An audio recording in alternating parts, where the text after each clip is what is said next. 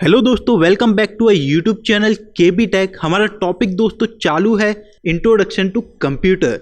आज इस टॉपिक में दोस्तों पढ़ने वाले हैं स्टोरेज यूनिट के बारे में। स्टोरेज यूनिट क्या होता है दोस्तों, तो चलिए इसे हम देखते हैं। सो गाइस, सबसे पहले मैं आपको बता देना चाहता हूं कि स्टोरेज यूनिट होता क्या है। तो इसका मैं आपको एक एग्जाम्पल देना चाहता हूं।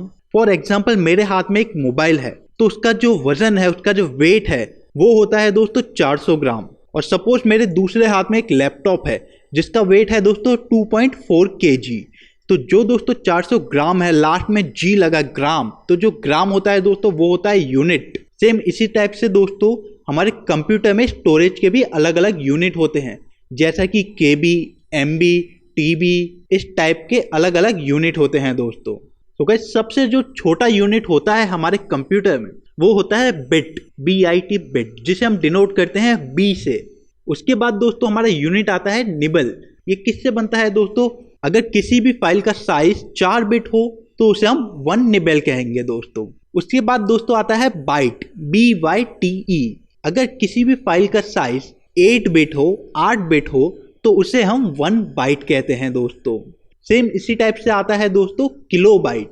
अगर किसी भी फाइल का साइज 1024 बाइट हो तो उसे हम कहेंगे 1 किलोबाइट, मतलब 1 KB।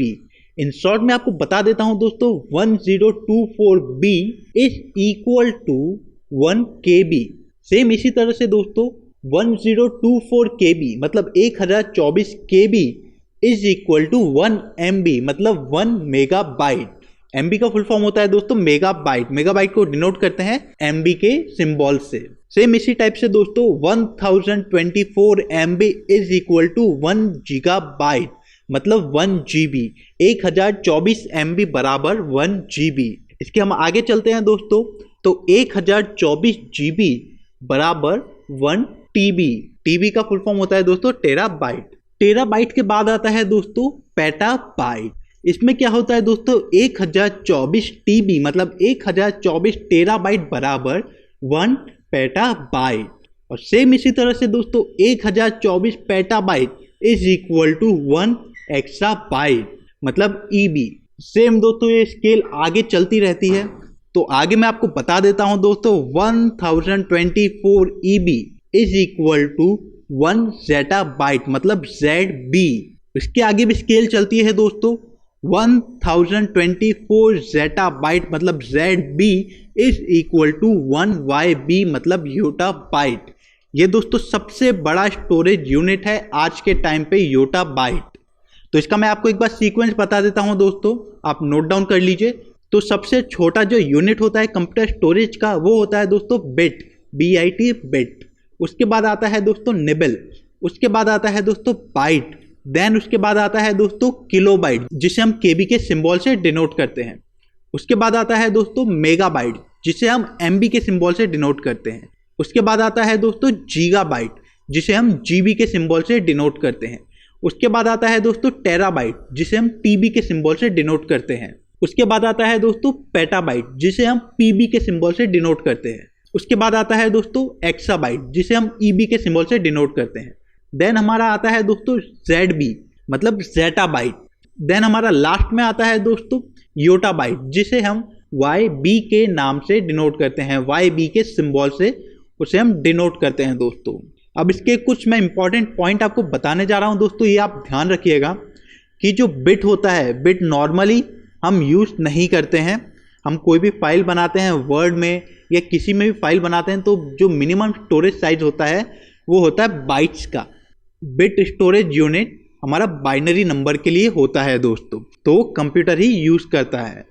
और जो मोस्ट कॉमन स्टोरेज यूनिट हैं दोस्तों, जो आज के टाइम पे हम सब ह्यूमन यूज़ करते हैं, वो होते हैं KB, MB, GB and TB। ये 4 स्टोरेज यूनिट हैं दोस्तों, जिसे हम आज के टाइम पे नॉर्मली यूज़ करते हैं। और मार्केट में जो आपको कंप्यूटर अवेलेबल होते हैं, जो आप अपने ऑफिस या पर्सनल यूज़ के लिए परचेज करते हैं, उसमें जो मैक्सिमम स्टोरेज होती है दोस्तों वो TB तक होती है।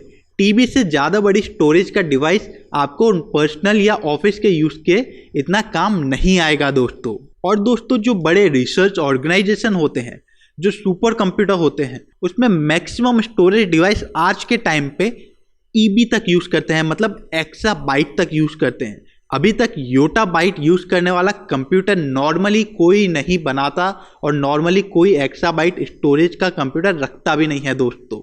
सो गाइस, उम्मीद करता हूं आपको पता चला हो स्टोरेज यूनिट क्या होते हैं, एमबी क्या होता है, केबी क्या होता है, जीबी क्या होता है, टीबी क्या होता है, और कितने एमबी इज इक्वल टू कितने जीबी इज इक्वल टू कितने टीबी, ये सब आपको अच्छे से समझ में आ गया होगा दोस्तों। इसका चार्ट जो मैंने आपको पहले बताया था उसे आप अच्छे से नोट डाउन कर लीजिए दोस्तों। एक दो बार आप उसे रीड करेंगे तो आपको अच्छे से इसके समझ आ जाएगा और याद हो जाएगा कि कितने एमबी इज इक्वल टू कितने जीबी एंड कितने जीबी इज इक्वल टू कितने टीबी होता है। ये सब आपको सीक्वेंस अच्छे से याद हो जाएंगे दोस्तों अगर आप चार्ट को एक बार अच्छे से रीड कर देंगे तो। सो गाइस, यहाँ पे खत्म होता है हमारा स्टोरेज यूनिट का टॉपिक और इसी के साथ दोस्तों हमारा इंट्रोडक्शन टू कंप्यूटर का टॉपिक भी खत्म होता है गाइस। अब आपसे नेक्स्ट वीडियो में मुलाकात होगी किसी और टॉपिक के साथ। और दोस्तों थियोरी का जो सेक्शन था इंट्रोडक्शन टू कंप्यूटर में वो इतना ही था। हमारा introduction to computer topic complete theory था। अब नेक्स्ट हमारा जो टॉपिक आएगा उसमें थियोरी एंड प्रैक्टिकल दोनों मिक्स होंगे दोस्तों। तो नेक्स्ट टाइम आपसे मुलाकात होगी दोस्तों अपने डेस्कटॉप पे। तो तब तक के लिए दोस्तों thank you for watching and have a great day.